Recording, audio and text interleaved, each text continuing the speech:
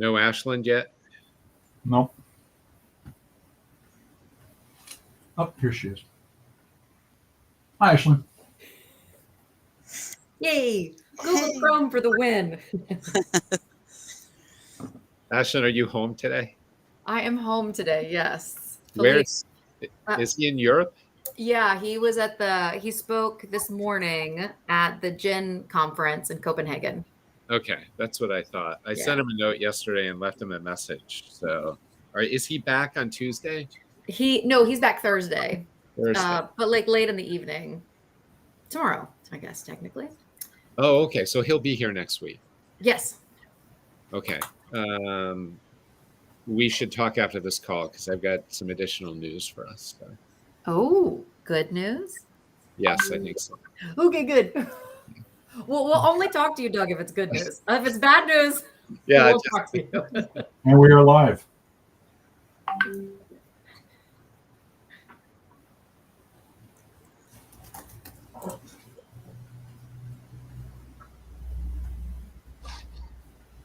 Yep, we are.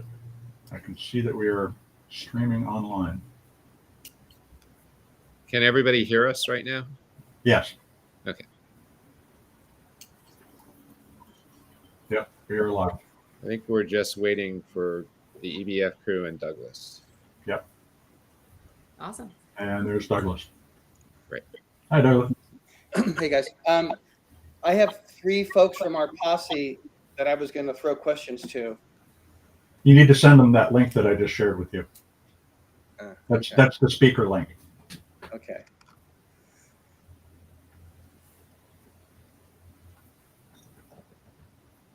Okay.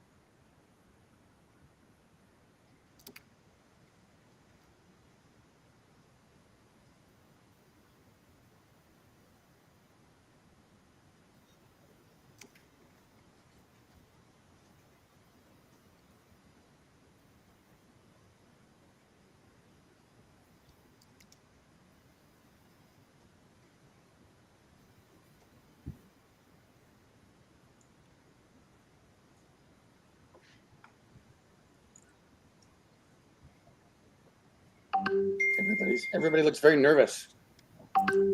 Ashlyn, tell us a joke about your kids. What is the craziest thing your kids did yesterday that blew your mind, made you go crazy?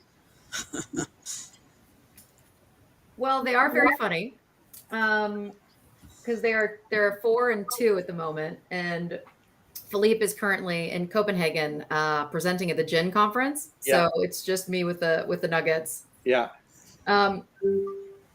But honestly, there was this moment yesterday, and I think all the parents out there will understand this. But we sat down to play, and it's, a 2-year-old and a 4-year-old, they play differently. But the 3 of us sat down and we had blocks. And the 4-year-old came up with this little game that was like so silly. We pretended things were dice and then animals. But we had this moment where all 3 of us were actually properly playing together. Oh, cool. And it was like 10 minutes of pure bliss for a mother, because I was like, oh my gosh, nobody's yelling, nobody's fighting, everybody's sharing. And it was really awesome. It was one of those things I wish I could have recorded and kept forever. But we'll just keep it. I'll keep it right here. Exactly. Okay, so it is time for us to go. Douglas, I don't see the other guests. Can we add them after we Yeah, leave? they'll pop in. I'll keep an eye on it, but I'll be doing the intro at the beginning. Yeah. So, all right. So welcome to everybody who is watching out there today. I actually, Douglas, by the way, cannot see the number of guests because it's distributed across all these different locations. We don't know how many are watching at this point, but let's get underway. So, folks, on September 19th, after months of work, the folks that you are going to meet today introduced the Ecological Benefits Framework that was during Climate Week in New York. It was an event that was oversubscribed with more than 150 people on the waiting list. So we're opening the conversation up today to share with everyone interested. What is the Ecological Benefits Framework? It's an answer to a simple question. What are the companies, nonprofits, and community projects who are considering funding doing for the planet? As many of you tracking the rapidly evolving field of environmental, social, and governance, or ESG reporting know, materiality metrics that are being used are controversial. The International Sustainability Standards Board, which was established by the United Nations COP26 to deliver global guidelines for sustainability disclosure in capital markets around the world, is reportedly preparing to issue its recommendations, which address only single materiality or the direct financial risk a business will face as a result of its environmental and social decisions. In short, it requires the disclosure of fiduciary risk, but not the consequences of those business decisions for nature, the atmosphere, and the species that live on planet Earth. Enter the Ecological Benefits Framework, or EBF, as you will hear it referred to today, a platform for reporting the benefits created by business, governments, for and nonprofit projects, and more. The EBF mends the shortcomings of financial-only ESG reporting, providing comparable metrics that quantify the positive impacts of a company, a product, or a project on the air, water, soil, biodiversity, equity, and carbon of planet Earth, the things humans share with every other living creature. It gives us an accounting system for restoration and regeneration to allow investors, philanthropists, executives, and citizens to make informed decisions based on easily comparable data. Today, we'll share the EBF framework and discuss its early application in financial and environmental restoration decisions, as well as how it can be extended to support informed decision-making in every walk of life. Our speakers today are Douglas Gayton. He is the information architect for the Lexicon, and he led the creation of the EBF by a community of more than 200 contributors. Doug Heskey, he is the CEO of New Day Impact Investing, which will be the first financial services firm to apply the EBF to craft Earth-positive portfolios. We're also joined by Ashlyn Cousteau, journalist and environmental advocate at Earth Echo International. Ashlyn and her husband Philippe are renowned naturalists and TV personalities spreading the word about ocean health. Also, Andrea Kavanaugh, Director for Antarctic and Southern Ocean Conservation at the Pew Bertarelli Ocean Legacy Program. Ted Schmidt, Senior Director for the Allen Institute for AI. Lauren Sirota, co-founder and advisor at Funga, which is a climate collective using the EBF. Drea Burbank, founder of Civimbo, a fair trade biodiversity credits program. And Matt Zimmer, Director of Governance Research at New Day Impact Investing. I'm Mitch Ratcliffe. I'm the CEO of Earth 911, and I'll be serving as your moderator today.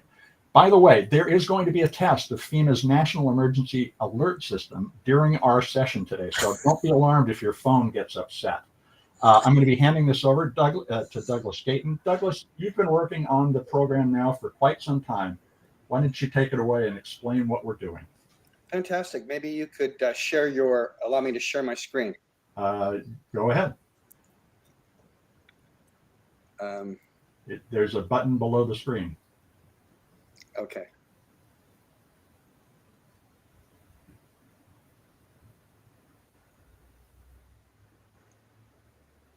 Do you see it?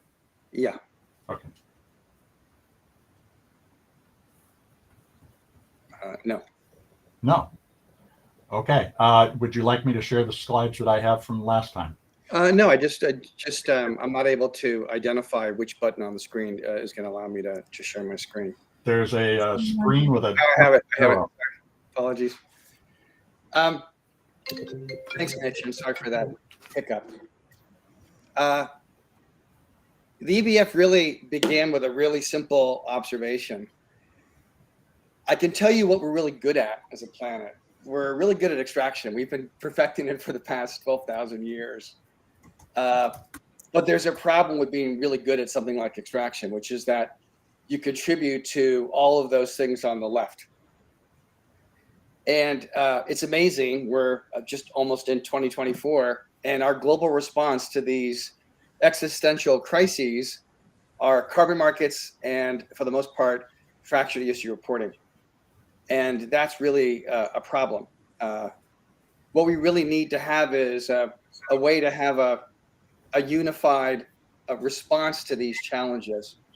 And so we look at all the different ways that people are trying to define what they do and the impacts they're trying to create. And we certainly have to respect that everyone is going to be on a different path. But can we at least agree that we all want to reach the same destination? And our problem is that we look at all of our challenges that we face globally as somehow individual, as somehow not connected, or indicators of patterns that connect to a whole. Now, we can learn a lot from the software industry. With the advent of the mobile phone came Bluetooth, which allows any phone to talk to any smart device. So it's not like a phone maker needs to go and make individual deals with every smart doorbell and smart refrigerator and car, because that digital handshake, which is Bluetooth, handles that. And Bluetooth is actually a nonprofit. It's actually a nonprofit that adjudicates that handshake and has allowed the explosion of all kinds of technologies built around a common shared framework. So why can't we create a digital handshake for the planet? And how would you do that? Well, we brought that question to literally hundreds of organizations, and we began to explore that. And we used a model that we used at Lexicon called an accelerator. And what we did was we took what we had learned in our previous accelerators, which were on everything from regenerative agriculture to biodiversity to food as medicine to alternative proteins. And the thing that we learned, the takeaway we had from all of those different activators that we've done with almost 1,000 companies, all with funding from Google, we learned was this, that people increasingly are less focused on a certification and the practices associated with the certification and more focused on the impact. How are we going to change the world? And in all of those activators we've done, which is 24 in the food and agriculture space, a common denominator emerged. And that common denominator was that people care about 6 things: air, water, soil, biodiversity, equity, and carbon. And so we worked with this group to define a framework that would express those positive impacts. Again, air, water, soil, biodiversity, equity, and carbon. And collectively, we call them an Ecological Benefits Framework. Now, we know that carbon markets are trying to address climate change, but you have to understand that carbon is just a fraction of a whole. If you really want to address global problems, you can't address them by just addressing pieces of it, because you can't tell me that biodiversity loss is less important than climate change. Biodiversity loss are forever events. They can't be undone. Equally important is desertification, water scarcity, a host of other problems that are creating existential challenges around the planet. And ironically, they're all connected. So what we need is a holistic framework to look at how we can respond collectively by leaning into positive impacts and focusing and targeting our energy on things that we can collectively problem solve together. When you start to build out a model like an ecological benefit framework, you can start to explain at a glance with a snapshot what somebody is doing and the positive impacts they're creating. You can look at things in terms of the data fidelity of a claim that somebody makes, whether it's self-reported or third-party verified or certified. You can see the range of benefits somebody's providing and the quality of that measurement data. And then you can actually create a portable use for that. So you can actually create data wallets where people have a common framework that they're working from. This is what the work of the team at the Ecological Benefits Framework is doing. And then we're also building tools to explain how financing ecological benefits works. And we're showing that regardless of the impact investor or sovereign or company or retail buyer or philanthropic family office, they can all contribute in their own way to supporting ecological benefits across these 6 impact areas in a focused and highly directed way. And so this tool that we are building will be able to show the entire value chain. I'd like to, in the essence of time, bring in other people from our activator. Drea is the founder of Savimbo, that works in Colombia and at the headwaters of the Amazon of the Amazon. And maybe Drea, you can share with us how EBF can help you as a person who creates projects explain more of a holistic model that goes beyond carbon. Yeah, happy to. Can you guys hear me okay? Yes. Okay, I'm going to rapidly share my screen because I think images are always more descriptive. Is that okay? Can you guys see it? Yep.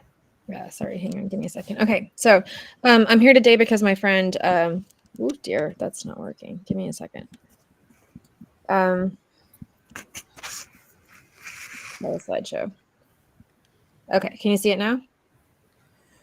No. Okay. No, we do not. Let me share. I think it's because Douglas is still sharing his screen. Okay, what about, let me know when it's There we go. Got it. Okay, great. All right, I'm here today because my friend Johnny has a jaguar in his backyard, and he started following it around with a video camera. And this activity changed his life. He stopped narco trafficking. He became a conservationist and a vegetarian. And at first he was ridiculed by the neighbors, but eventually he convinced 200 small farmers in his area to also become conservationists. And we asked ourselves, why did he do this? Because I think this kind of behavior change, so extreme in such an unfriendly environment, is really interesting. We decided that Johnny made this activity because the jaguar was beautiful, it was wild, and it was bigger than him.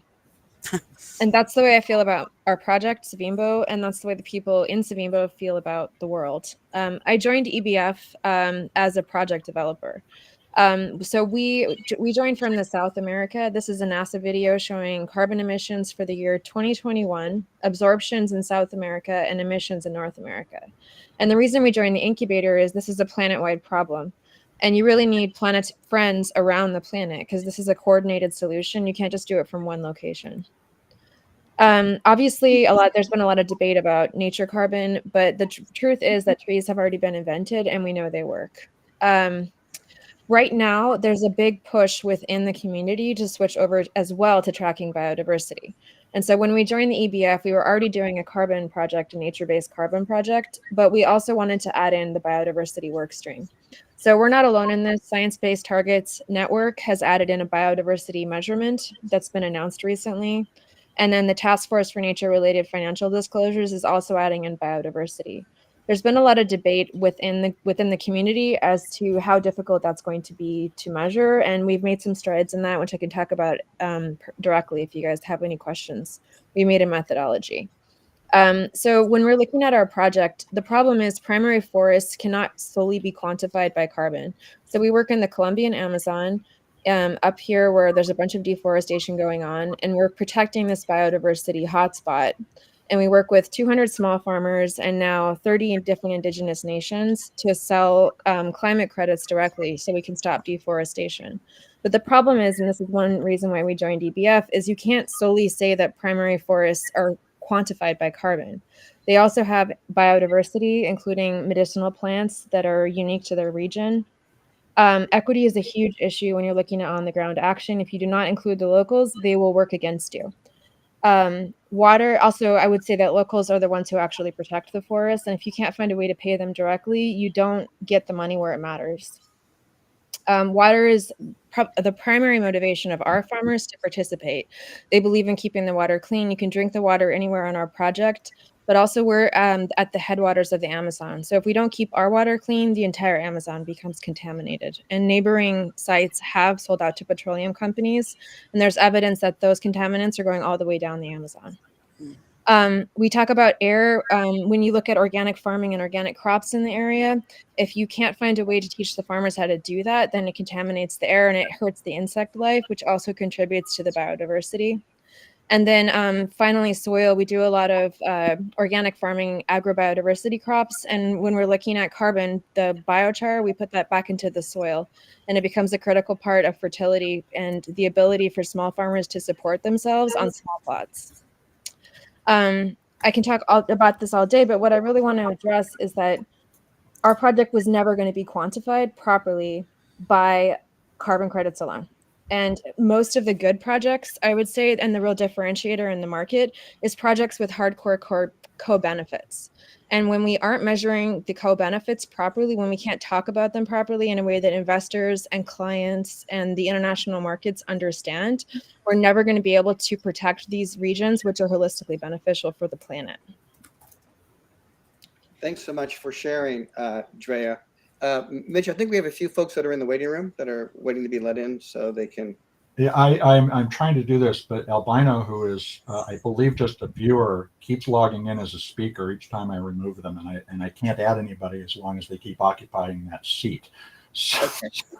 so I apologize, Albino. If you can send me your email, send it through Doug. I believe you got the link that way. We'll send you an archival link. Okay. Well, I think in lieu of, I think I can.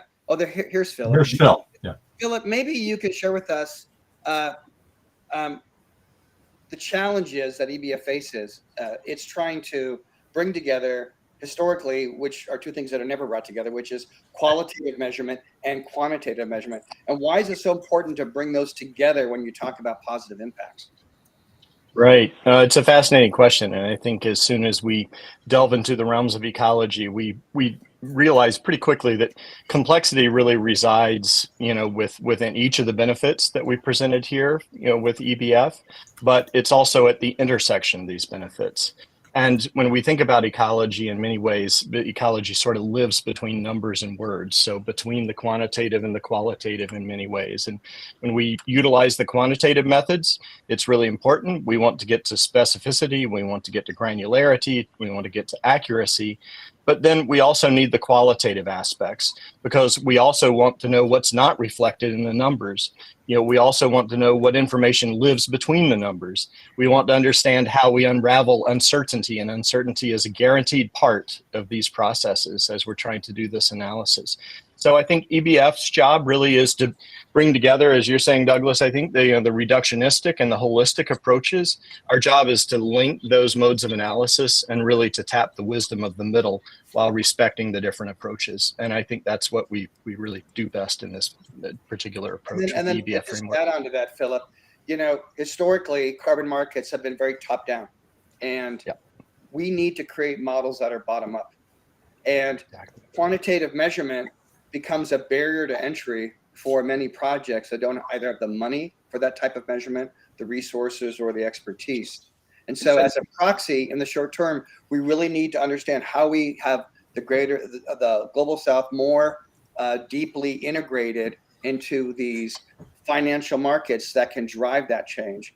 And one of the ways to help them is to really look at qualitative measurement, which is that indigenous knowledge in a much different way. And I think that's one of the most powerful things about EBF, is that it really gives you a different way to factor the value of indigenous knowledge and practices and the vital role they play in qualitative measurement. Exactly. And I would just add that it also provides the capacity really to do the opposite, to also help others into the quantitative analysis, when appropriate. Yeah, exactly. So, Mitch, the work that we've been doing and everything we shared, the partnerships we developed with everybody from the World Food Program to the CGIARs has really shown that there's a need for something that can really simplify and make clear what are our objectives, what are the positive impacts that we're after, and I would invite the people on this live stream today to check out our Toe in the Water, the first showing out of that work, which you can find at canyouchangethefuture.org. Thank you very much, Douglas.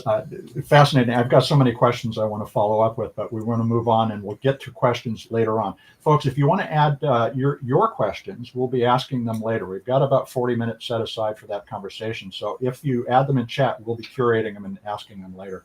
I want to move on now to Doug Heskey at New Day Impact, and let me get my window up here so that he can have his slides. You should be seeing them now. Take it away, Doug. Mitch, thank you so much. So great to see you. And of course, everybody that's a part of this very, very important presentation. I want to share some opening comments here before we get into some of the specifics of the work that we're doing in association with EBF. It's difficult in a room full of 150 people that we had back in New York last week, or even on the call today, to get a sense of the scale of this effort that's going on behind the scenes at EBF. But what I can assure you, it is massive, and there are hundreds of people that are not just participants in this effort, but are leaning into this effort and making significant contributions to bringing this to the global marketplace so that it can be used as an important system for not just impact measurement, but also this important aspect of storytelling. One of the things that makes this so different is the holistic approach and how we get what basically are three drivers working together to make change. And the work that we're doing with the Ecological Benefits Framework, the lexicon, and all of the people that are part of this is really designed to bring this idea of grant capital, investment capital, and perhaps, and most importantly, consumer and institutional behavior and decision-making behind this. Most of our work at New Day today is built around this idea of creation of market-based solutions for the change that we all want to see in the future. There's more than $500 billion of capital each year that's contributed to nonprofit organizations and NGOs that are doing the on-the-ground work that they and only they can do. We work with many of them, like Earth Echo International, represented by Ashlyn and Philippe Cousteau, Jane Goodall Institute, the Georgia Bedell Foundation, and others. Of equal importance is the fact that we have a public investment market that is measured right now at approximately $124 trillion in size globally. The private market is about $10 trillion in size. And there's biblical amounts of capital right now that are flowing into the climate change space, which is super, super important. I want to share something that was conveyed to me a number of years ago from our friend Philippe Cousteau. When we talk about the grant capital marketplace and we talk about the investment capital marketplace, we have to find an intersection between the two of them. And as Philippe has always shared, we want a seat at both tables. So one of the questions that we've been asking ourselves is, how do we get people moving capital in the right direction? Most companies, particularly public companies, which in large part have been the chief contributors to environmental degradation, have adopted this philosophy as of late of doing things less badly, as opposed to taking approaches to fixing the problems that oftentimes they've created. And lastly, people who are at the forefront of climate impact, at least in their own minds, are rarely the people who have contributed much to climate change through their small carbon footprints. And this is the paradox. Climate change has been the defining symbol of humanity's collective relationship with the environment on our planet today. But every single one of us has a responsibility to address this and incorporate it every day into our lives. So why EBF? EBF is allowing New Day to create what we've defined as market-based solutions, using charitable capital, investment capital, and most importantly, consumer behavior in driving consumer decision-making and making sure that sustainability is measured in a contextual way. So what I'd like to do is to dive into a great example of this. For the past few years, we've been working directly with Philippe and Ashlyn Cousteau at Earth Echo National and a host of other organizations on the creation of what is a market-based solution to address what is one of the most important environmental issues of our time and one of the most significant carbon sinks on our planet. So I'd like to introduce two characters here, Will and Bill Krill. And you may be wondering what these two little mischievous creatures have been up to. But this is the story about their lives. They live here in Antarctica. They are part of a 700 trillion creature army And the most crazy thing of all, we as human beings are eating them. We're eating one of the most important carbon sinks on the planet today. Antarctica is oftentimes referred to as the heart of the ocean. It's the foundation of the food chain. And every day humans are sending fishing boats down, which capture Will and Bill's family members. And they aren't just fishing boats. I mean, they are sea scrapers, and some of them as large as football fields. The fishermen grind them up, Bill's and Will's family squeeze out the oil and put all that oil into capsules for nutraceuticals and other byproducts, which are used in aquaculture feed, livestock feed, and also pet food. But despite the fact that there are many organizations and individuals that are fighting this fight to protect Will and Bill, the fishermen keep coming. So why is this so awful? Will and Bill do incredible things for our planet. They are one of the most important carbon sinks on our planet. They sequester approximately 23 million tons of carbon each year. That's equivalent to 18 million cars being taken off the road, 16 million homes worth of electricity usage. And in addition to the battle that they're fighting on the front line, they're fighting one on the back line as well called global warming. And it's the combination of these two factors that have created a really bad situation for them and their family members. And it's expected that the demand for krill, as driven by nutraceutical consumption, pet food, livestock feed, and aquaculture feed, is going to rise 8-fold over the next decade. The most crazy thing of all is that krill only serve as middlemen producing super omega-3s because they consume so much algae. But the good news is that we don't need to create a better, less harmful alternative. It already exists. And we're going to talk about that here today with Andrea Cavanaugh from Pew and Ashlyn Cousteau from CIVOIR. So how does this program work? And we're going to talk in greater detail about this. So this market-based solution is really designed to pull these three critical importance to drive transformation. Investment capital that are funding what is a New Day investment portfolio, and a large percent of those revenues are directed back into the oceans program so that it is fully sustainable. We are raising grant capital into the program to deliver what is a consumer behavioral campaign designed to impact consumer decision-making on a variety of different things after the first of the year. And then we are working very closely with the Ecological Benefits Framework team to drive what basically is identified as an activator that will encompass much of the work that we've talked about here too. So what I'd like to do is to pause and turn things over to Ashlyn Cousteau and Andrea Cavanaugh for a deeper dive into the work that's going on in this program and why this is so critically important to the carbon climate environment, but also the ocean health environment. Doug, thank you so much. It's a pleasure to be here with you all.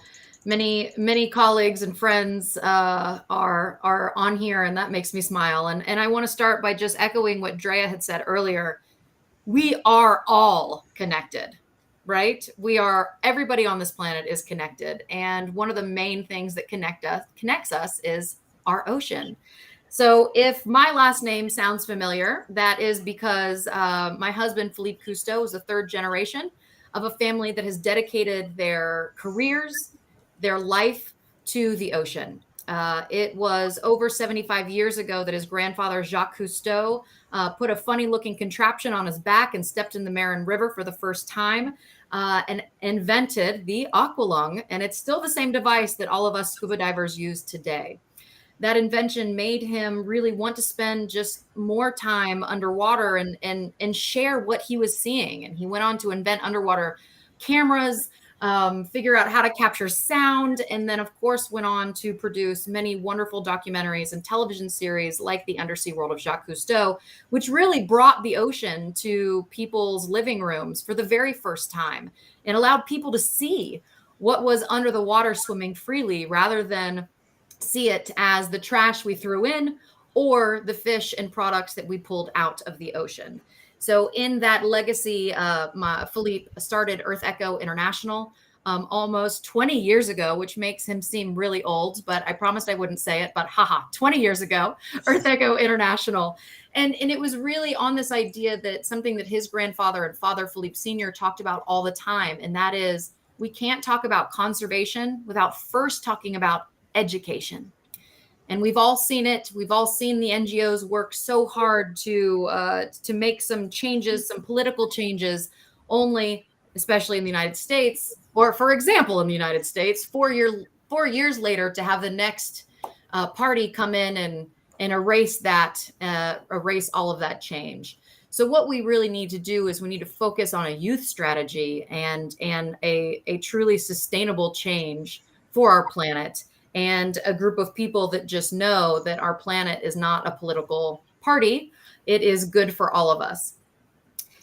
Also, that really led Philippe and I to start thinking that sustainability is not enough. We must start talking about restoration, and specifically where our ocean is concerned.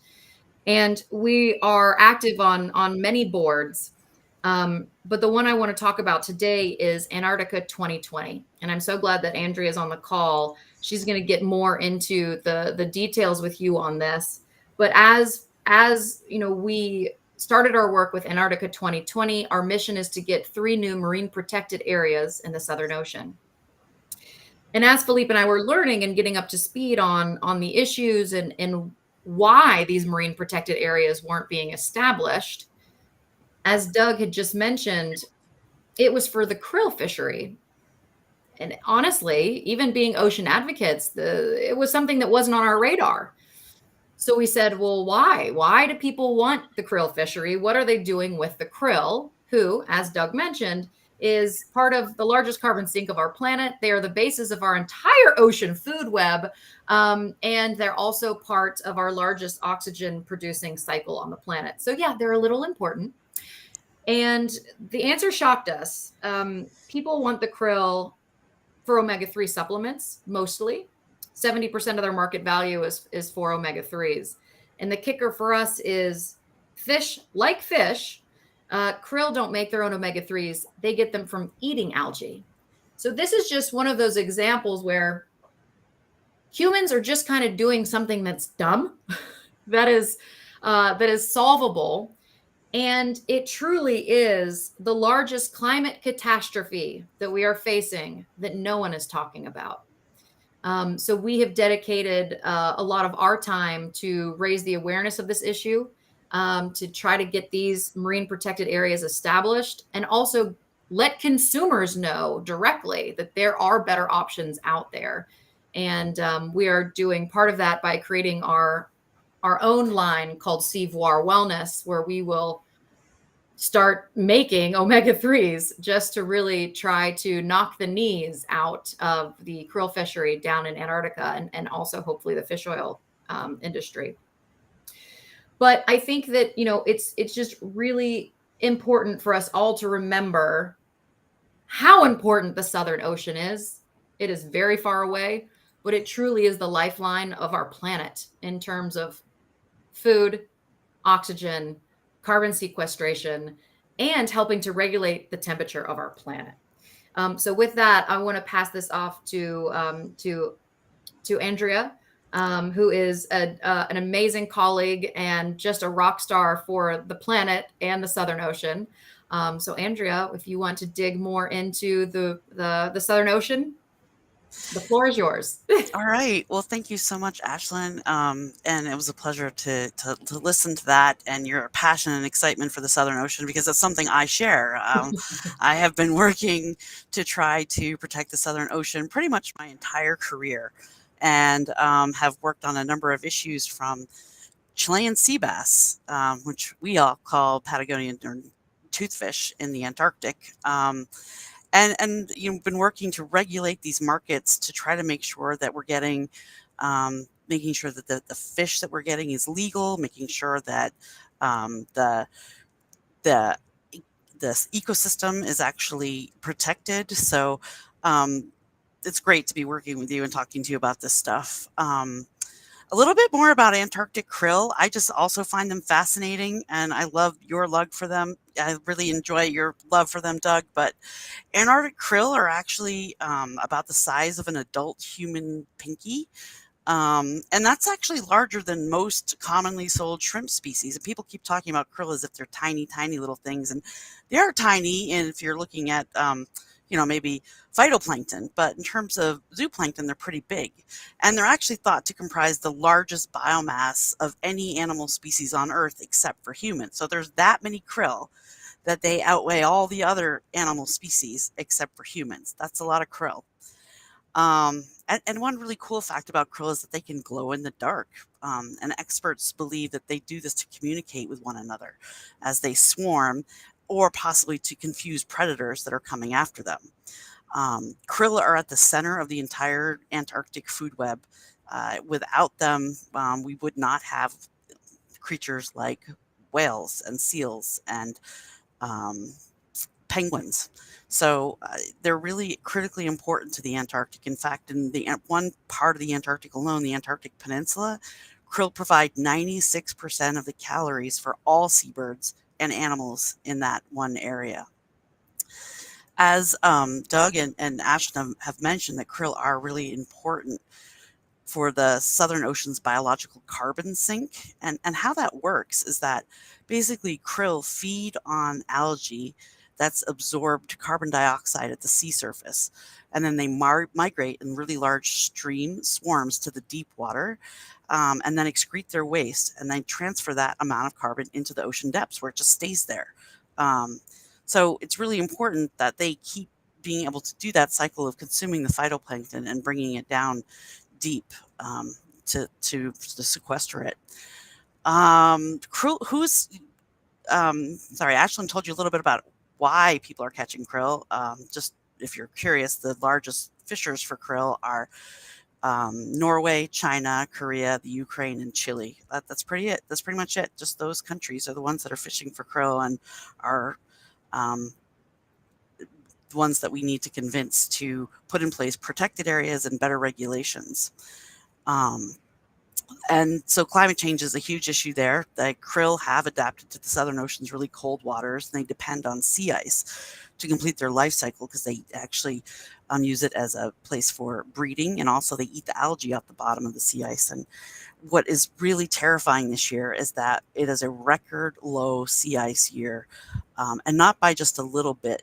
It's actually by a million square kilometers lower than it normally is. So nobody knows how this is going to affect krill populations going into the future.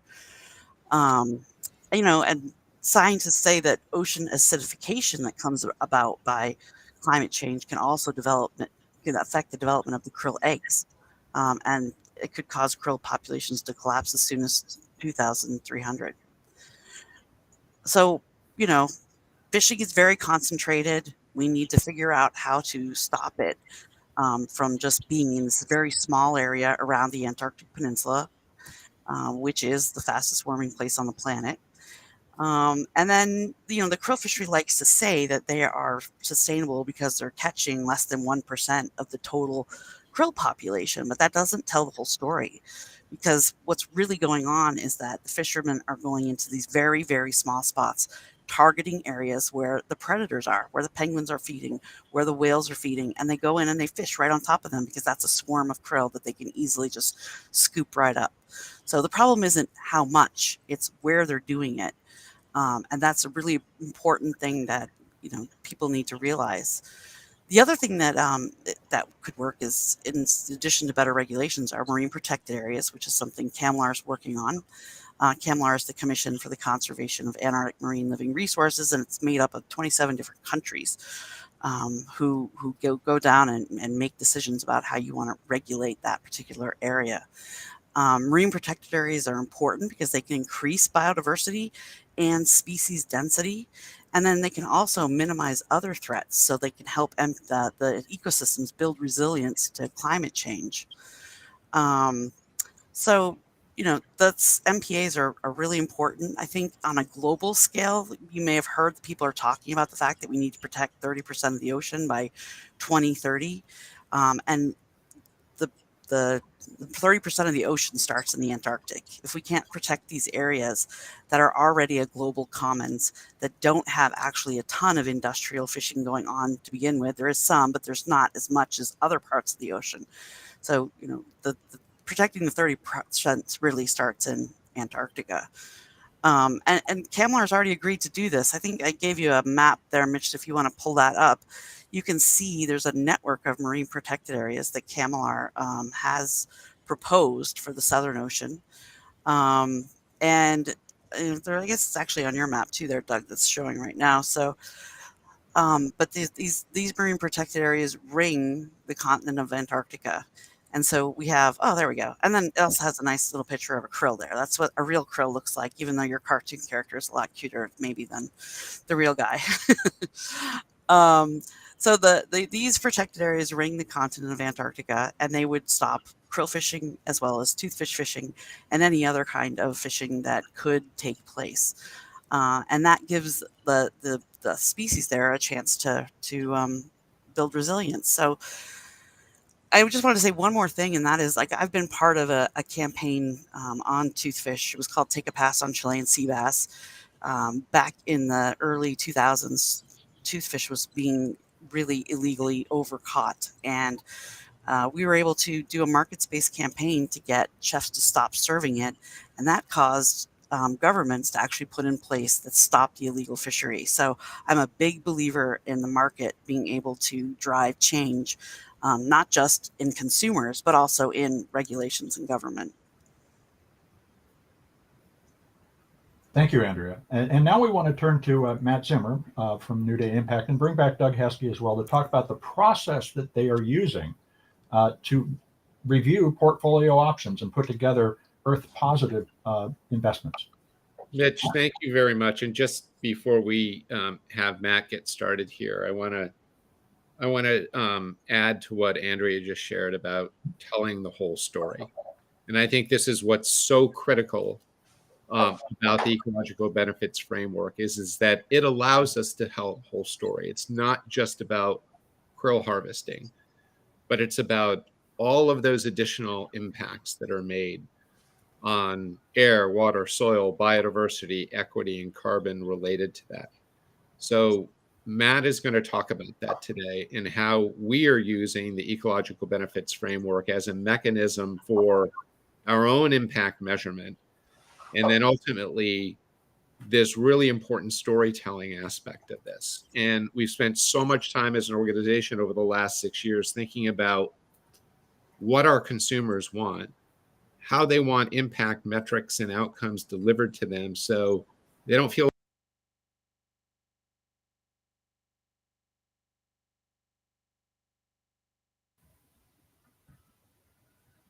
that humans, everybody can understand. So with that, it's our pleasure to introduce Matt Zimmer, who is the head of ESG governance research at New Day, or governance research at New Day. And Matt's been working hard with the analytics team and the investment team to bring about what is an understanding of how EBF is laid into our investment process, both today and on a go-forward basis. Thanks, Doug. Well, we're using the EBF framework as part of a multi-step process to develop genuine portfolios that have measurable impact. So we're starting off with a universe of about 5,000 companies. That's international and domestic companies. And then we're using a quantitative screen to do an initial screen of the companies to find companies that have a general alignment with our investments theme. So for example, ocean health.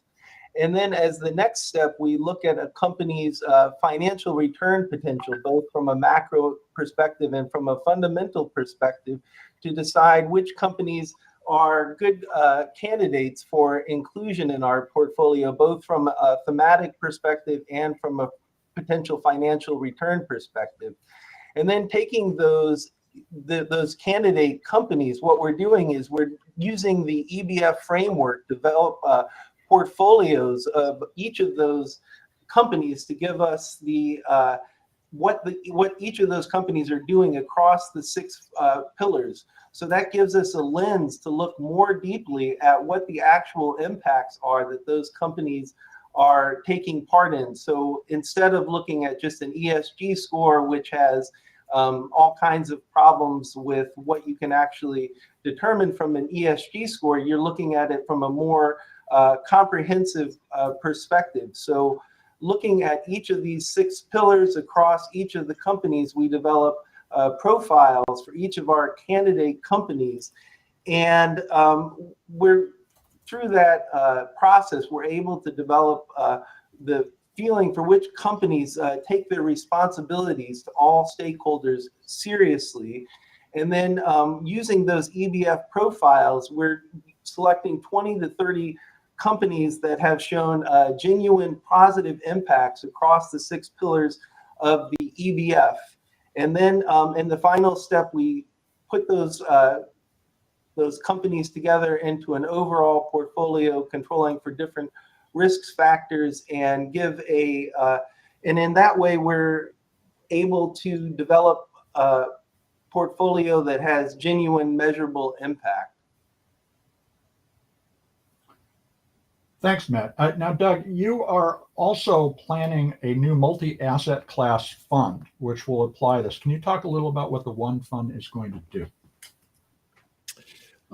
The best way to describe this, Mitch, is to share a conversation that Douglas Gayton and I had a number of months ago. And our historical approach to building impact investment portfolios has been diverse, and we have focused our portfolio construction skills on areas like air, water, soil, oceans. And I asked Douglas a number of months ago his perspective on the philosophy of building separate portfolios, and he said to me, nature doesn't parse these out. Why would we in the investment process? And that was such an important statement when we think about building this holistic approach to impact. And so we have been working very hard on the construction of what will be the New Day Impact One portfolio or fund, which we will be bringing to market in early 2024. There's a lot more detail behind that. Certainly, there are a very large set of contributors to that, given the work that is going on with the EBF community and others around bringing something to market that is highly differentiated, that includes asset classes that will likely have the most significant impact when we talk about air, water, soil, biodiversity, equity, and carbon. Thanks. Now we're going to move to a question and answer session, but we've also been joined due to some technical difficulties by Ted Schmidt from the Allen AI Institute for AI. And Douglas, I know that you have been working with the Allen Institute to think about how to apply EBF using a combination of AI, blockchain, and a variety of other issues. Can you talk together a little bit about that project? Well, yeah, Ted has been, and hey, great to see you, Ted. Ted has been with EBF since the very beginning. He's very valuable to the group because he really understands from a conservation standpoint, not only why conservationists have such a hard time telling their story, but also why large philanthropic institutions, foundations, have a hard time measuring impact. So maybe, Ted, you could speak to how EBF can be helpful on both those fronts. Sure. Yeah, so conservation does have a really hard time talking about the impacts it has. And in fact, there's no common language for doing so. Every funder, whether it's a government funder, a philanthropic funder, has a different set of reporting requirements because they are basically making them up as they go. And there's no common language to be able to express the impacts that you're having as a conservationist. So you're dealing one-on-one with every funder you're trying to propose to explain to them what impacts you're going to have. And then measuring those impacts is also extremely difficult touched on a few of the things. It's a huge causal chain. There's not a one-to-one link of, delivered this because of this action. It's a collection of actions that gets you the results. And I think this is where EBF comes in, is it creates this common language for expressing the impacts across a range of potential actions that you're taking. The simple language of let's see, my 6 different areas, water, soil, those are really nice. They're real, they're concrete, but they also express the range of potential impacts that you can have. Of course, we have to get adoption on both sides of this. So like any standard, you have to get adoption. And if funders started asking for results and impacts in the language of EBF, it would actually be a huge burden lift on the conservation NGOs, because they would know and they would learn the tools that EBF provides to be able to express the impacts they're having. And they know that if they express them in those terms, that they can now access a whole a whole range of funders, whoever is bought into it, rather than having to basically create a language for each and every funder. Maybe I'll stop there. What was the first? I think I addressed the second one. Douglas, what was the first one again? Well, I think Mitch raised a really interesting point about the role. Obviously at Allen AI, you're using a lot of technology, right? Yeah. People often talk about the global South having a really difficult time, let's say in a carbon market, because they don't have access to that same trusted methodology and forms of measurement. They often talk about blockchain as being potential to be an equalizer. And I want to underscore that the work of EBF, the first phase of that work was funded by Ripple, and the second phase of that work was actually funded by Blockchain for Climate. So we certainly see the value of blockchain. But maybe, Ted, you can talk about blockchain and technology having the possibility to actually more like to democratize the way data is gathered and shared. Sure. I'm much more conversant, obviously, in AI, given that I'm at the Allen Institute for AI. But whether it's blockchain or AI or any of these emerging technologies, this democratization is actually really critical. And it's actually the gap that we try and fill at AI2, at the Allen Institute for AI2, is making this technology available to those developing countries, to the global South, because they otherwise wouldn't have access to it. It's too expensive. The commercial companies charge very large numbers per seat to get access to the data, to the technology, and we're trying to fill that gap. We really, and this is why, as Douglas knows, is why I joined and have participated in EBF from the beginning, is that what I see is ultimately the current funders, philanthropic and government funders, they don't provide the long-term support you need to have forever technology. You need markets to provide that, and that's what EBF has the potential to help fill. Is to give a language for investors on the financing side to understand the results, the long-term results that will be delivered. Governments and private philanthropy are great for that early stage funding.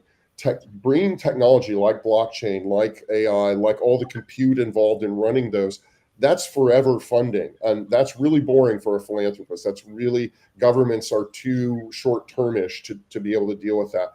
We need markets to be able to support those long-term investments. Does that, Douglas, that sort of address what you were looking at? Yeah. So let me ask you a question, because we're using the metaphor of Bluetooth, which I think is very important. We're enabling comparability of these various factors. And of course, a lot of ESG reporting has been influenced by marketing, which puts spin on information in order to make it less comparable and more opaque. When you think about a framework, does that also include a global definition of sustainability? Will I be able to plug these numbers in and go, is this sustainable? Or do we need, as Drea and Philip called out earlier, more local context? How, Douglas, will the EBF evolve guidance to help people understand the data they're seeing? I think sustainability as a concept is intermediate. Mm-hmm. It's something we're going to move beyond. because you can make the most sustainable food product in the world and then serve it in single-use plastic, and you've negated all the benefits you've created. So our definition of sustainability, sadly, is not holistic. It's the same reason why true cost accounting and the circular economy just focus on minimizing negative externalities, don't actually explain the positive impacts that you're trying to generate from your activities.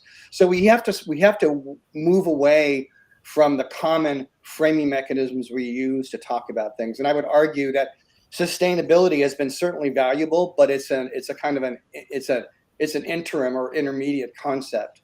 But I will say that when you give people greater visibility into something and allow them to make purchases according to their values, you can change entire sectors. When people learned what a cage-free egg was, the entire poultry sector changed overnight. When people learned that there were growth hormones in milk, the dairy industry changed overnight. When people learned that there were antibiotics in meat, that sector had to change. We have an opaque food system because we don't buy food for nutrition. We buy food on the cheapest possible price. Yeah. And the cheapest possible price model works because it's opaque. If we actually understood what that model was, we wouldn't support it. We're going to see the same thing in financial markets. We're going to see the same thing in people's activities. We need to make it clear. It's 6 words. It's the 6 words of EBF. We need to get people to understand that instead of doing less bad, we should focus on doing more good. Right. Because ironically, when you do more good, you actually do less bad. Who would have thought that, right? So if we can create that model, that's very, very powerful. And I would add, Douglas, I spot on, and I would add, and I know Drea makes this point a lot, we need to give the people on the ground that are creating that more good a way to express the more good in a way that makes sense to them, instead of imposing our language, the funder language on them to say, tell us in our terms. We need to give them the language to tell us in their terms how they're providing benefits, and have a common language, a common syntax to do that. And that's really what I see EBF role as. Yeah, we have a related question from the audience about the other 3 part of the 9 planetary boundaries. Is there an intention to expand EBF to address those in the future? I think that EBF is, I think the planetary boundaries are really, really amazing, but they don't address the positive impacts that we need to be focusing on.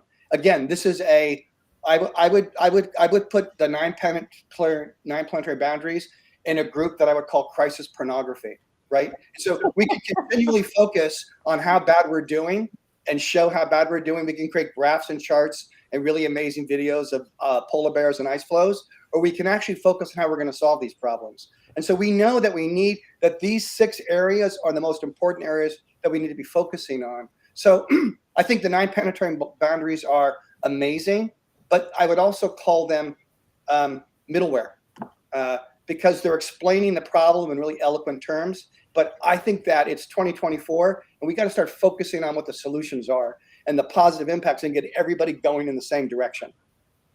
Well, let me ask about a practical application. And Ashlyn, you're launching an omega-3 oils nutraceutical line of products. Ironically, using what the krill eat to make their omega-3. So you're taking the middlemen out. You're using algae. How will Sudwar use the EBF to express, potentially even to consumers, the benefits that it's creating for the planet? I mean, like I said before, the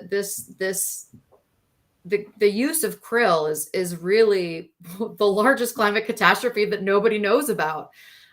So for us, we really see Sudwar coming into it as a way to save the ocean. And if we can win, I should say, we get these 3 marine protected areas in place, it will be 1% of our ocean.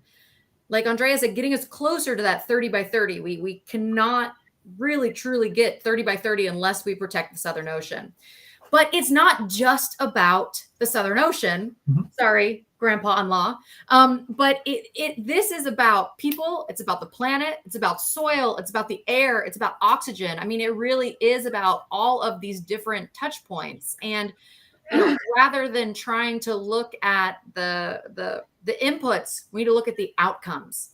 And that's what's really exciting about this. And we're still in the middle of raising funds for our business, but once we're up and running, we are definitely using the ecological benefits because it makes sense. And it will not only allow us to talk to governments and leaders, but it'll also allow us to talk to consumers and show them that this product is not sustainable. We're going beyond sustainable. We're talking about restoration. And this product is going to leave people and the planet better. And that's really what all companies should be striving for. This is what all consumers should be looking for. And this is what all governments should be trying to do.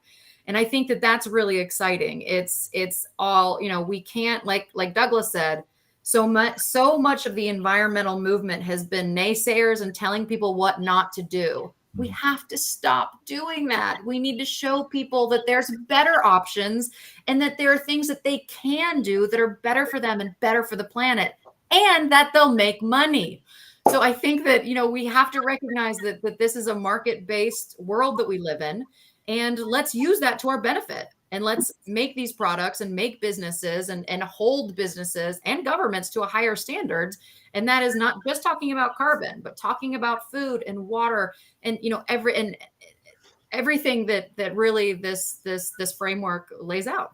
I've never met a climate denier who, when they learned they could make money from solving the climate problem, objected anymore. Exactly. I mean, there's a great story recently. I'd love to dig it up.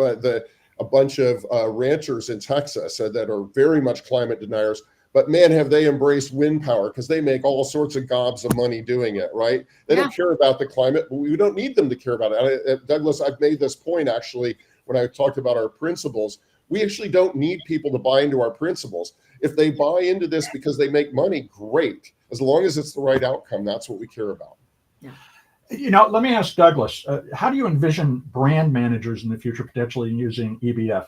I'm a publisher of sustainable living information. Will I be able to expect a company to present this information to me? Or rather, how should I impose upon them the expectation? Well, Mitch, so first of all, I have to say, we weren't supposed to be talking about EBF yet.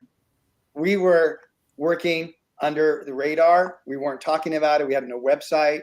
We are only doing this because Doug Heskey and New Day forced our hand and said, we're going to announce this thing at Climate Week. So we had to make a decision whether we were going to slightly part the curtain to talk about it. But listen, let's be frank. Everything we've expressed to you has happened in 12 months, which is on one level remarkable, but it's also, we have a roadmap in front of us. We have to create EBF Commons. There's somebody wrote, and David Fortson wrote in the chat, could companies use EBF? You bet. Absolutely. David, what I envision with EBF Commons is 2 years from now, as Ted so eloquently pointed out about foundations and NGOs and people in conservation space, I would imagine, because I already know this because the World Food Program has already explained this to me, you'll go to EBF Commons in a year from now. Why? Because the World Food Program or a philanthropic institution or a VC is going to say, you know what? I love what you're doing. Send me your EBF. And you go to EBF Commons and you'll create a profile for yourself that expresses your activities in terms of the Ecological Benefit Framework. And now it's game on. Now you can talk about it. Ashlyn, and when you were talking about krill and you cited all these benefits, I call that sea foam. When you're walking on that beach and that beautiful wave hits and there's that beautiful foam there and then it evaporates. If we don't have a way to capture all of these benefits when we're talking about something in an armature or framework that can be easily shared with somebody else, then it becomes anecdotal, right? Or one person's co-benefits is somebody's benefits. So they have to be all expressed equally. And so I think that's what EBF will be useful for companies that have individual products, or NGOs that want to explain their total activities, or an individual project that they have. So you could see at a glance with a dashboard the impacts that they're contributing to. Well, and so Tom Cook, who's the CEO of an amazing biodegradable shoe made with algae-based foam, is talking about the bad as well as the good. And Drea, you have an observation about why we need to think mostly about the good. Could you talk to that? Yeah, I actually believe that the framework works into the negative and into the positive. And when you think about people, when they're taking action, usually they're starting in a negative space, and they're trying to get back to zero. And then we want them to keep going into the positive, where we're looking at restorative functions. You know, Mitch, I would ask you to think about this. It turns out, Mitch, that Bluetooth does not tell you whether you should buy a Samsung phone or not. That's not Bluetooth's role. Bluetooth is an enabling technology. Just as Ted said, EBF has no role in expressing its values and imposing those on somebody else. We are there as an enabling technology. We have to get philanthropic activities, government agencies, impact investing, ESG reporting, carbon markets to express themselves in the same way, because it's 2024. We have to start identifying that these are the 6 things that matter most, and we need to move in the same direction. So EBF's role is simply to help enable people to express their activities. Other people will come in and create certifications and measurements using EBF. Power to them, it's free market, but we're just focused on that handshake for the planet. Well, and as the former networking editor of MacWeek, and I covered the launch of Bluetooth, it's an important point. It's not just the analogy to Bluetooth, but we also at that time got rid of all those proprietary cables that were required to connect everything that we used to our computer or to any other device. And what we're doing now is taking down the walls so this data is truly comparable and easily so. That's Mitch. That's absolutely right. We've got to remove those walls. And in fact, people are leveraging the fact that the reporting is opaque, that we don't have a common language, including, by the way, the auditors in the carbon markets. That they are leveraging the fact that this is all opaque. But this is the power of what EBF brings, is to break down those walls and create a common language. It shouldn't be value laden. Now, we can come from our values and why we were motivated to create EBF, but EBF is not trying to impose any values on anyone. It's trying to create a common language of expression so that everyone has a way to bring the values that they're bringing in a positive way and have people fund that. So, yeah. Doug, you obviously must be thinking about this from the financial and investment perspective. What are your thoughts? Yeah, so I'll share another story with you, and this is something that has been reinforced by a couple of people today. Douglas was talking about the fact that we're delivering sustainable seafood on a plastic plate, right? So we're undoing much of the good that we're trying to do. So it was a number of years ago that we were spending time with one of the families that we work with, and the principal of that family walked into the head of the family office and asked him a question. He said, okay, we're giving hundreds of thousands of dollars every year to the Rainforest Action Network to save the Redwoods League. And I'm looking at our investment portfolio, and we have all of this exposure to clear-cutting organizations, right, that are chopping down forests in the Pacific Northwest. How does that sync? So it comes back to this idea that we've got to bring consistency in this decision-making amongst grant funders, investors, and then consumers as well, in terms of how they're making their own consumer purchasing decisions. Drea, I want to also ask from the other end of this discussion, the indigenous people, the qualitative knowledge that we were talking about earlier is so important to bring into the comparable space. But how do we do that? And I guess part of my question is, how do we all become indigenous to the places we are, in the sense that an indigenous community really understands their environment? Yeah, so first of all, I want to apologize that I haven't brought my co-founders. They're both indigenous and they speak Spanish, so they usually don't come to these meetings. But I get to hear a lot from them about their perspective. And indigenous groups are, infamous for having a fairly holistic perspective, but also completely different paradigms. And right now we work with 30 independent indigenous nations in 5 continents and 10 countries on the biodiversity credit. So I get to hear a lot from them. This language does work. It does translate well. So they do talk about air, they talk about water, they talk about animals or biodiversity. Carbon's not really so much one of the things, but equity is definitely a huge one. So I feel like this framework works a lot. And I just want to call out to Apple's recent corporate report. And if you listen to that corporate report when they're doing their report and they're doing their accountability to nature, they're using that language. They're using what have we done for soil. The benefit of this framework is I think Apple's been criticized for failing to include biodiversity in that report. And we feel 200 experts from around the globe, many different disciplines, grassroots, top down, traders, all feel that these 6 words are going to cover it. Like we've got it, and now we can start working on what we're going to do. Douglas, do you see an opportunity to help consumers better understand their relationship with the planet through this kind of information? Because you've developed a very simple, iconic language that we'll be able to use to communicate. I got an email yesterday from somebody who explained the helplessness that millennials and Gen Z feel today, that they are powerless, that they have no ability to stop a world on fire and have no way to put it out.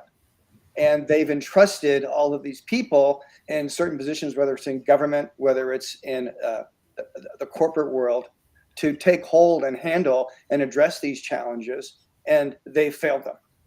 And so I gave you the analogy a few minutes ago of the cage-free egg and of hormones in milk and of antibiotics in meat. We have a very opaque financial system. People do not feel that they have any ability to shift the levers of power to better reflect the world they want to see or their values. And the way that you address that opaqueness starts by having, as Ted said, a common language. We have to move in the same direction. So we can say you're either part of the solution or you're in the do less harm, cover your ass model that is not part of the solution.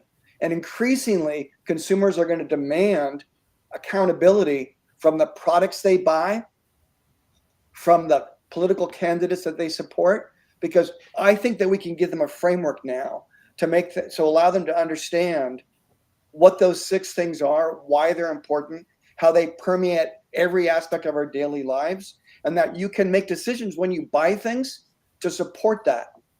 And I think it's why EBF was created with a bottom-up model, because this is how you create a much more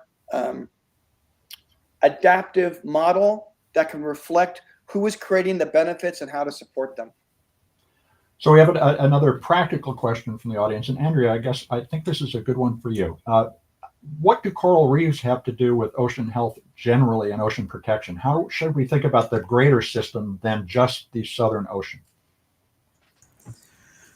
Well, sure. I think actually Ashlyn said she wanted to talk about the coral reefs, but that's, just in terms of the greater ocean, I think scientists have told us that in order to protect a certain level of biodiversity, you have to protect at least 30% of the ocean, probably more than that. That's actually a really conservative estimate. So, while I'm not actually an expert at all on coral reefs in particular, every single ecosystem within the ocean is important because it houses different species, and we want to make sure that the biodiversity is protected. But I'll let Ashlyn add to that. And Ashlyn, we're not only talking about protecting 30% of the oceans, but 30% of the forests. You're finding a lot of resistance to the idea of more marine protected areas. What can we do to overcome that? Yeah, the poor ocean, right? I think Philippe and I talk about this all the time. We think that the ocean is has largely been left out of these conversations. And our best guess is because we're all terrestrial beings, right? We're all on land. We know land. We live on the land, and we can see the land. So it's the ocean that gets left off a lot. And you're right. 30 by 30 is 30% of land protected and 30% of our ocean protected by 2030. And while I think the krill issue is the largest climate catastrophe that no one knows about, coral reefs are one of the largest climate catastrophes that everybody knows about, and we're still trying to figure out what to do. I mean, coral reefs are literally the building blocks of our civilization because coral reefs are limestone. So if you look at anything from the Roman pillars to the White House, it's all old coral reef. About over 90% of all fish around the planet spend some of their days on coral reefs. So if we're talking about food security, we need to thank coral reefs. Coral reefs are hugely biodiverse, as Andrea said, and truly we in the face of storm surge, coral reefs are our best protection. I mean, they really serve us so well. And I also want to give a shout out to Ted and the Allen Institute for what they have done on the coral mapping, of actually just mapping our coral reefs around the planet, because we didn't have any of that before. So thank you for that. But again, this is one of those things where we need to think about, we have to keep the ocean at the center of the conversations when we talk about climate change. The Southern Ocean and coral reefs are some of the top. There's also overfishing. There's, pollution that's going in and out of our ocean. I mean, sadly, the list goes on and on. But that's why these conversations and these solutions are so important, because we can't, as the old head of NOAA said, an incredible woman, she said, many people look at the ocean that it's too large to fail. Well, that's not true. It's in a really bad state right now. And what we need to look at is the ocean as our biggest ally in fighting many of these issues. It is our largest carbon sink. It is producing most of our oxygen, and it's feeding billions of people around the planet. So again, we have to look at the ocean as not a victim, but as a solution and as an ally. There we go. Here's FEMA. For a warning. Thank you for the pre-warning on that. This is a test, everybody. We were told ahead, so don't freak out. But glad it's working. We're all safe. We're all safe. So I want to ask you, because the Allen Coral Atlas is a great example of, first, shining light, creating accountability, but it's also important to storytelling. How do you use it to tell that story about coral? So it absolutely is important to storytelling. The common thread through all the things that Paul Allen did, though often people don't realize it, was leveraging technology to create data.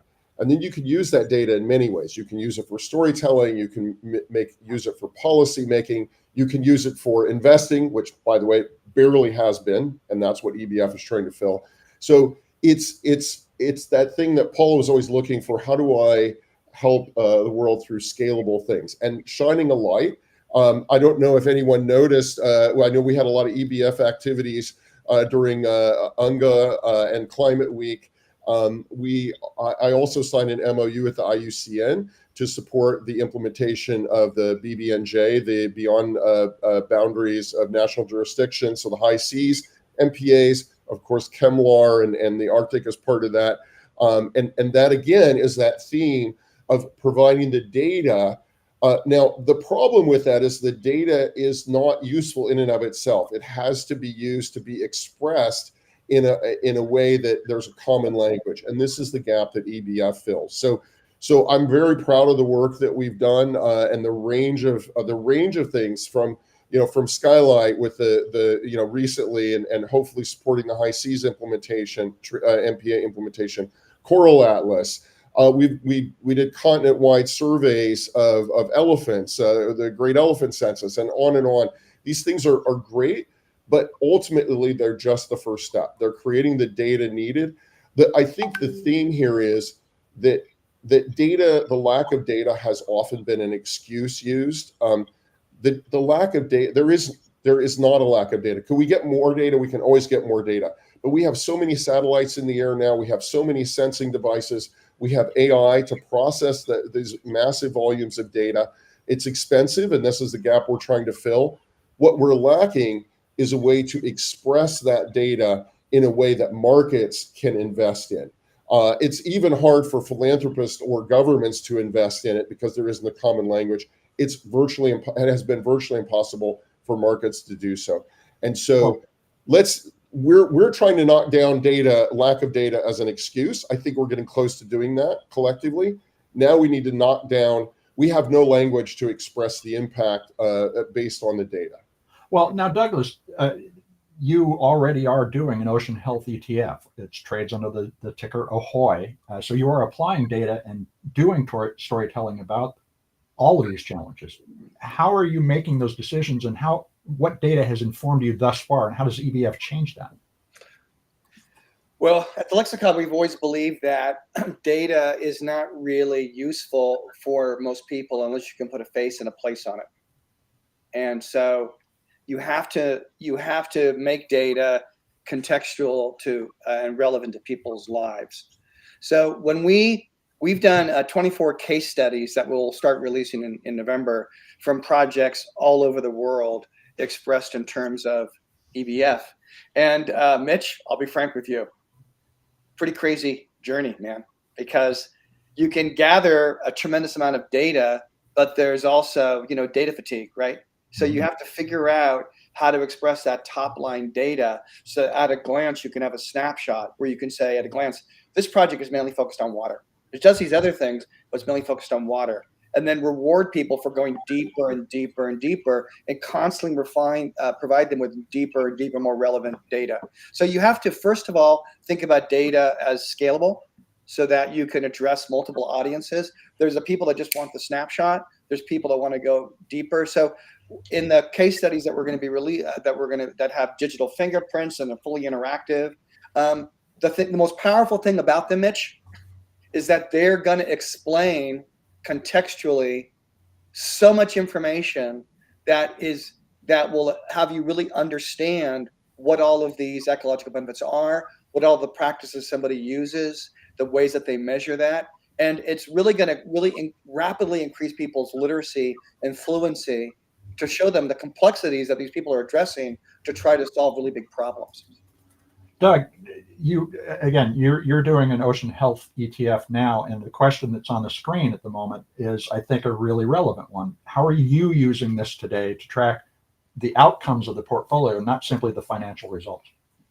Yeah, so let me make an opening comment about that. So I think that Douglas and everybody that's commented on data are spot on. Like, we don't need another data provider. There's massive amounts of data out there. What we need is better interpretation of that data. And that's what we do as an organization. We are drawing in massive amounts of data from a variety of different players, but there is some level of subjectivity in it.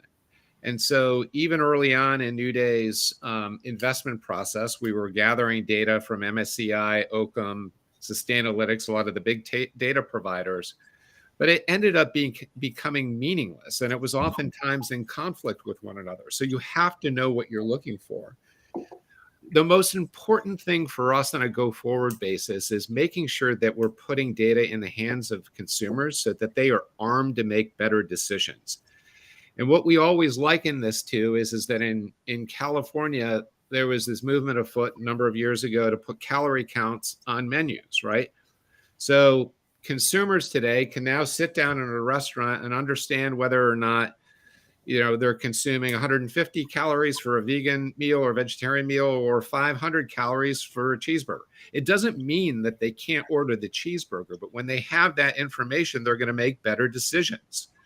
So what we're doing is we're starting on our ocean health portfolio that's available as an SMA and, of course, as an ETF right now, and laying in that narrative into the description of each one of the portfolio constituents that we have inside that portfolio. So that when people are looking at, is this portfolio, as an example, creating real good, they have a mechanism for evaluation.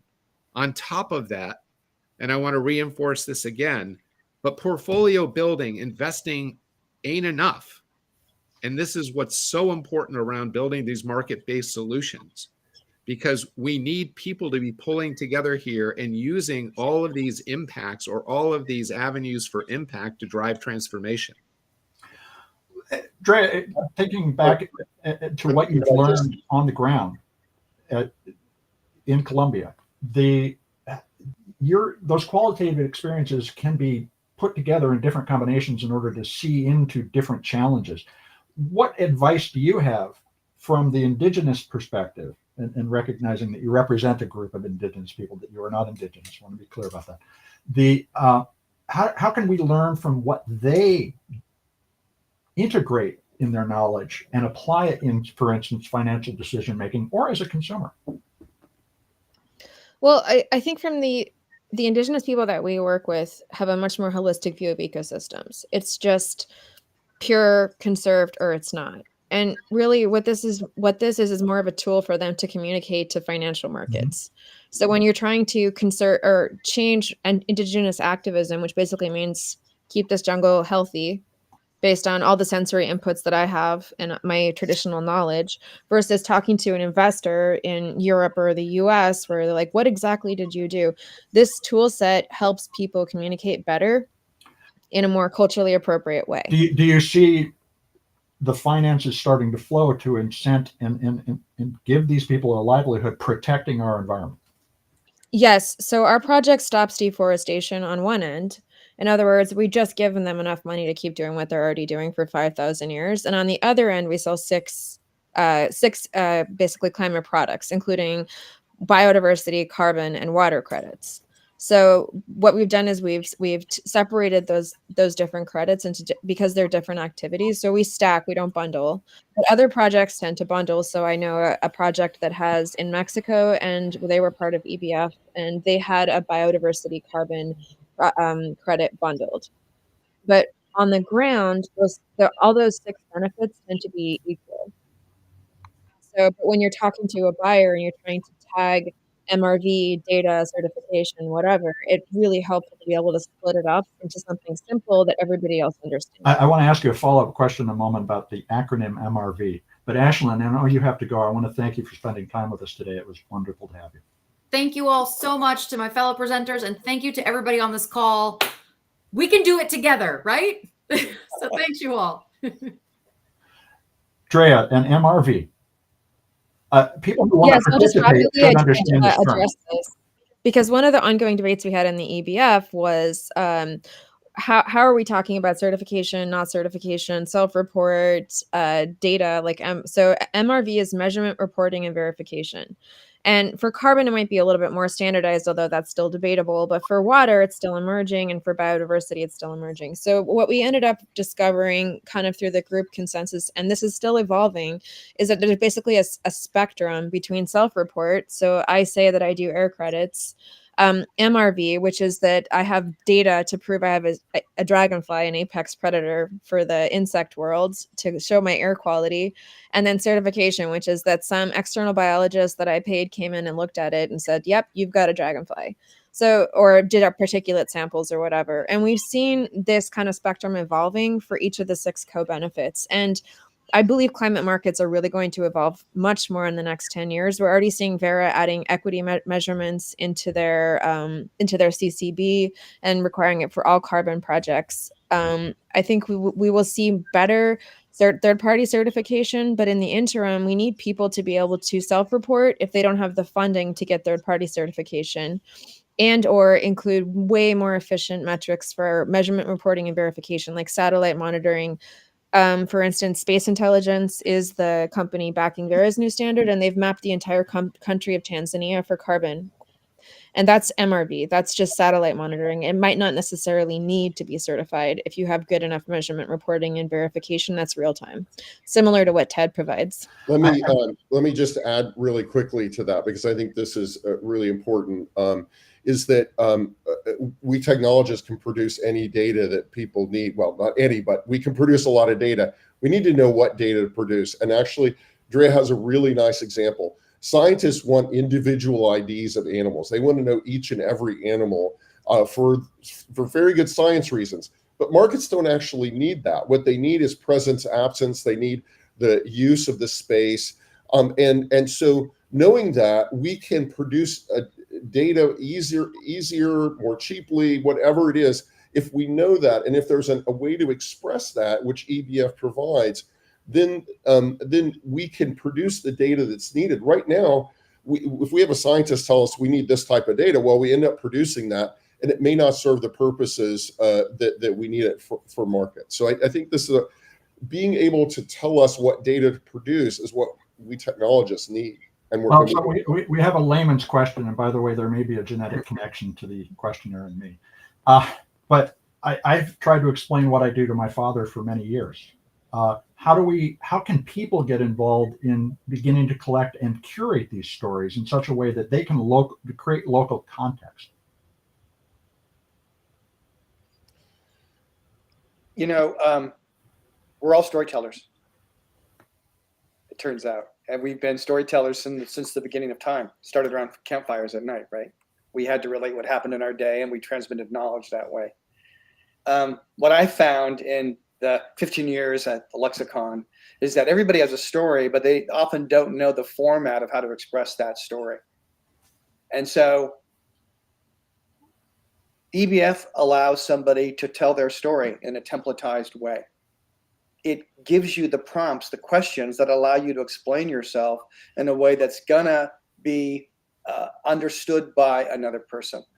And so, Douglas, I would add, it does it in a way that is universally understandable. Those 6 words, everyone knows what water is. Everyone knows what soil is.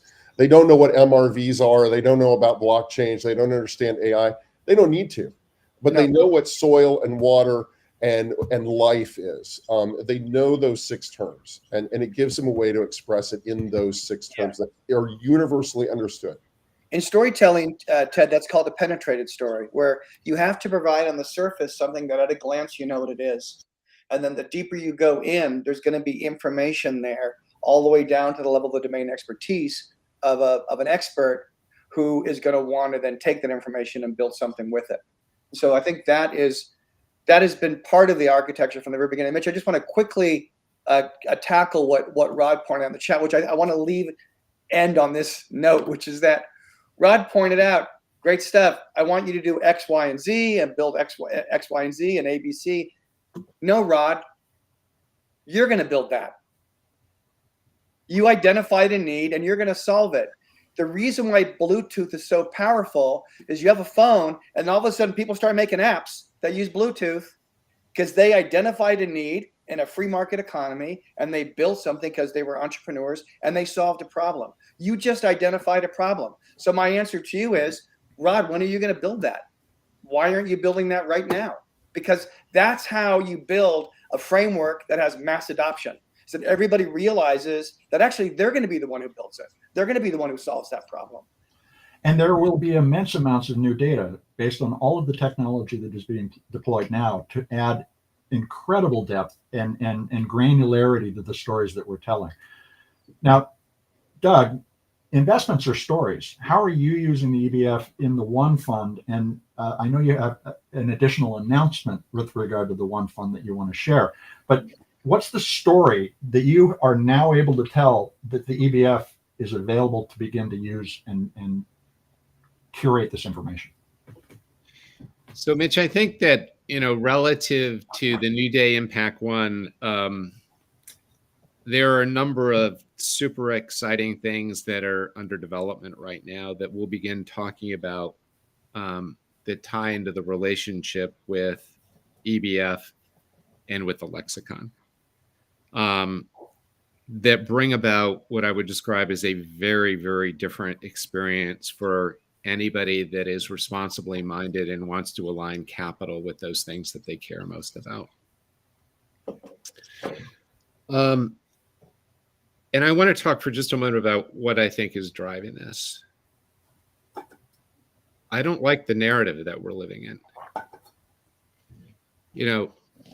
The extinction of krill and fish species, climate change, global warming, authoritarianism. I think that we've all come to recognize that we as a society are not as invulnerable as any other big empire from the past, and that we've been sitting on this decadent pedestal of infallibility for some time. That has to change. And we've understood that all the stuff that we've been talking about on the call today is not just over there anymore. So there's a very important prompt that's been running on the banner here throughout this call. And that is, can we change the future? The answer to that is yes. Unequivocally, it is yes. And the beautiful thing about the EBF is that it serves as a tool from which all of us can do that. And we have to be believers in change. We have to build new narratives. We have to make our decisions count. And we have to encourage everybody that we know to be joining us on this journey. There is one more thing that I'd like to say or actually two more things that I'd like to say about EBF.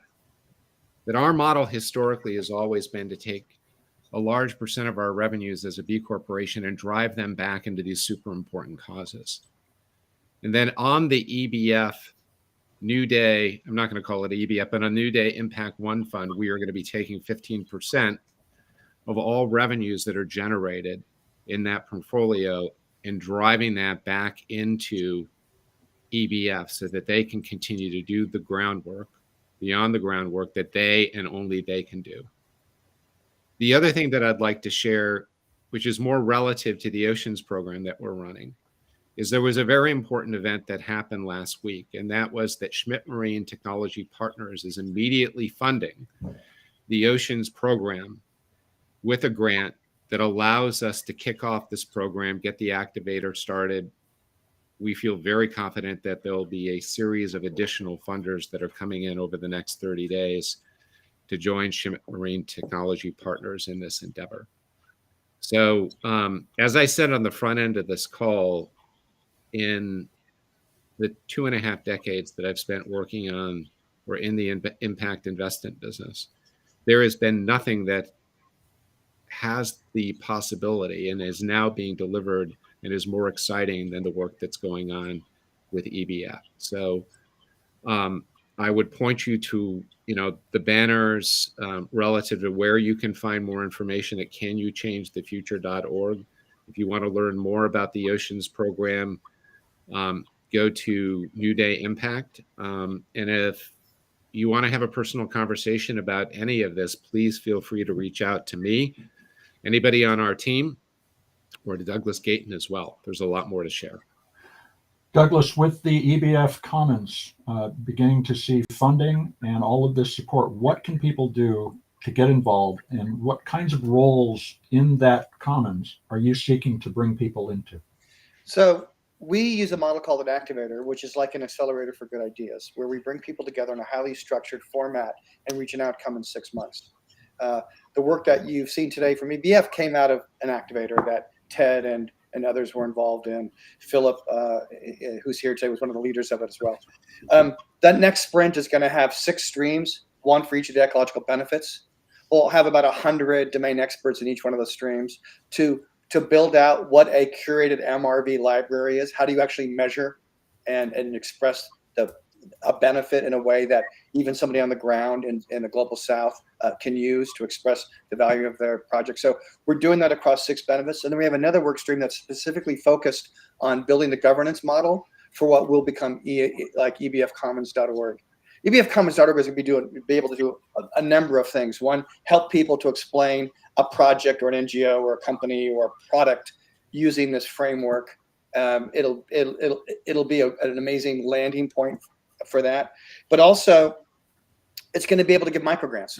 It's going to be able to fund people on the ground that are developing their own methodologies for how to capture the benefits that they're creating in a way that is not bound or limited by their access to expertise or technology. So I think these microgrants to help people on the ground is going to be vital in really building a bottom-up model for how we provide resources and support for people that are safeguarding so much of these resources that are so valuable to all of us. The system that we're seeking to change has been imposed largely from the top down for the past century, and change begins in our hearts and minds and blossoms through action, folks. It's an incredible time. Polycrisis represents an opportunity to change almost everything. And I hope that everyone listening today will take a few minutes at canyouchangethefuture.org to learn more about the EBF, the Ecological Benefits Framework. Since we're using acronyms, I want to be clear. Speak the name and tell your friends. Let's get everybody looking at this and understanding it. I want to thank each of our speakers today. Doug Heskey, Andrea, Matt, Douglas Gayton, Philip, and Ted for joining us and speaking your minds. Folks, it's on all of us. Take a moment, take a step, and let's change this world. Thank you all for your time today. Thank you. Thank you.